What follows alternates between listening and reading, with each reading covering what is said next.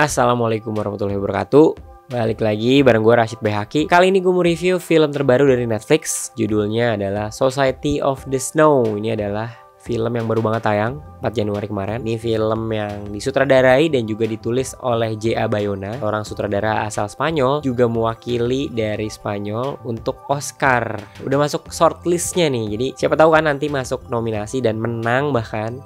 Kita tunggu aja. Ini film yang diadaptasi dari kisah nyata, based on true story. Bisa bertahan hidup orang-orang yang mengalami kecelakaan pesawat tahun 1972 di pegunungan Andes. Gak cuma sehari 2 hari, tapi totalnya 72 hari guys. Jadi ada 40-an total penumpang pesawat yang dari Uruguay, Montevideo tepatnya, mau ke Chili dan melewati pegunungan Andes, dan mereka mengalami kecelakaan di situ.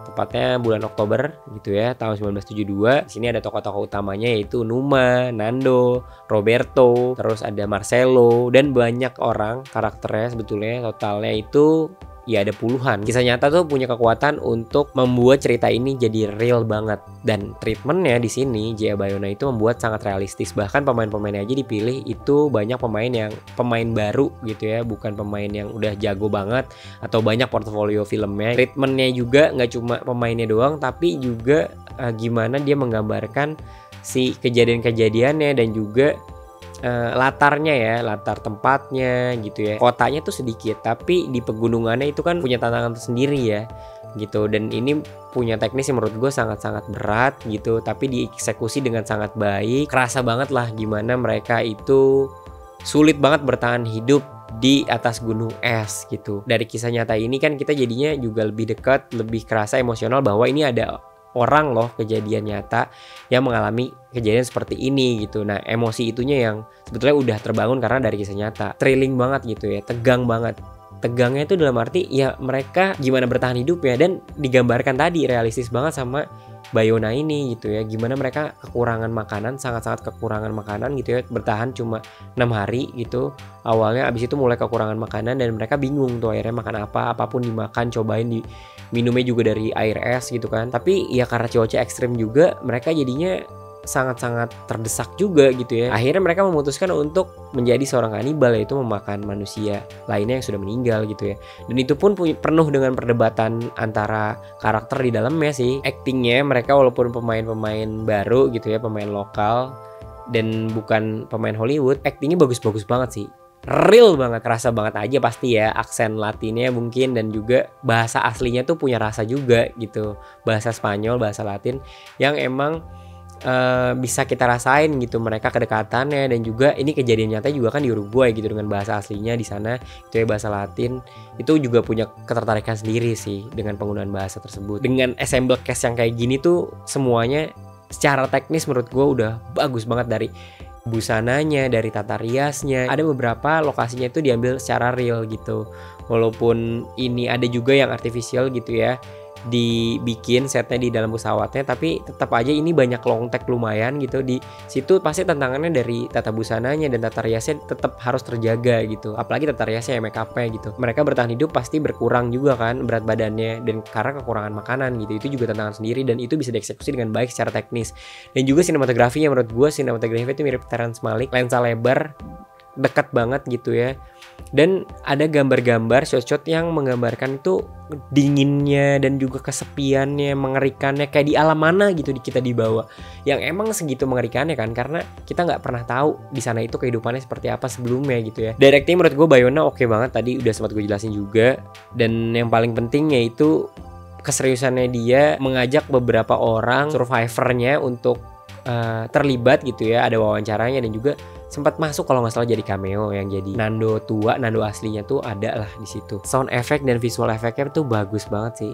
Kerasa apa ya, mengerikan gitu ya. Apalagi scoring musiknya juga Michael Giacchino, itu perlu diapresiasi juga. Kerasa banget mengerikannya, kerasa banget alam lainnya gitu ya. Dan juga sound kecil, suara-suara apa ya, suara angin, suara es, itu tuh bikin makin tegang, bikin makin mencekam gitu suasananya. Padahal ini bukan film horor ya, ini film thriller kali bisa dibilang, karena survival gitu kan. Kurangnya menurut gue mungkin karena durasinya panjang kali ya, pelan gitu, karena dialog-dialog yang muncul gitu ya.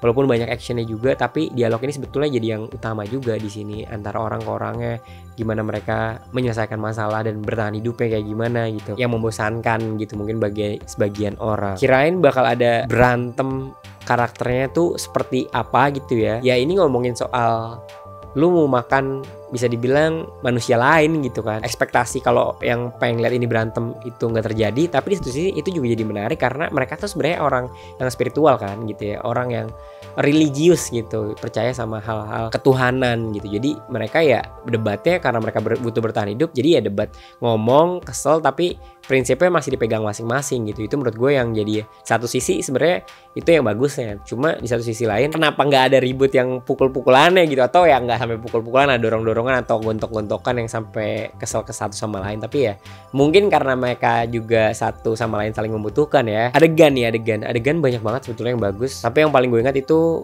adegan kecil detail yang sangat gue ingat, yaitu adegan Roberto yang selalu ngambil salib mayat-mayat yang baru meninggal gitu, terus diambil dan dipakai sama dia. Itu satu elemen kecil yang bahwa dia itu percaya sama Tuhan dan juga dia percaya bahwa masih ada harapan dan bisa selamat gitu ya. Dan juga adegan ya pasti ya ending adegan mereka bisa selamat itu rasanya beneran wah ini keajaiban sih gitu.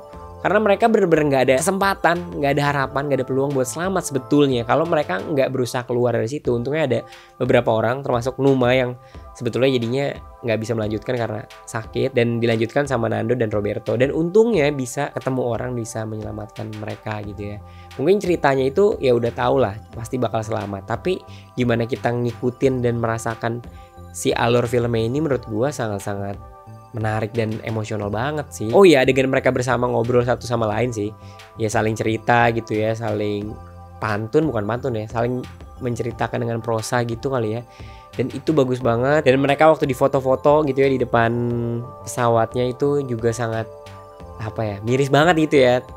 Aduh, kerasa banget nih sedihnya gitu. Nah, kalau skor menurut gua ini skornya 8 dari 10 karena bagus banget, secara emosional dapat banget, directingnya bagus banget, apalagi teknisnya menurut gue juara banget, production value-nya, dan juga lokal banget semua aktornya, dan itu tepat kerasa banget di hati gitu kali ya. Oke, terima kasih.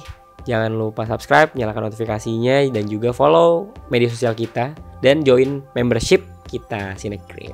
Oke, thank you, dadah.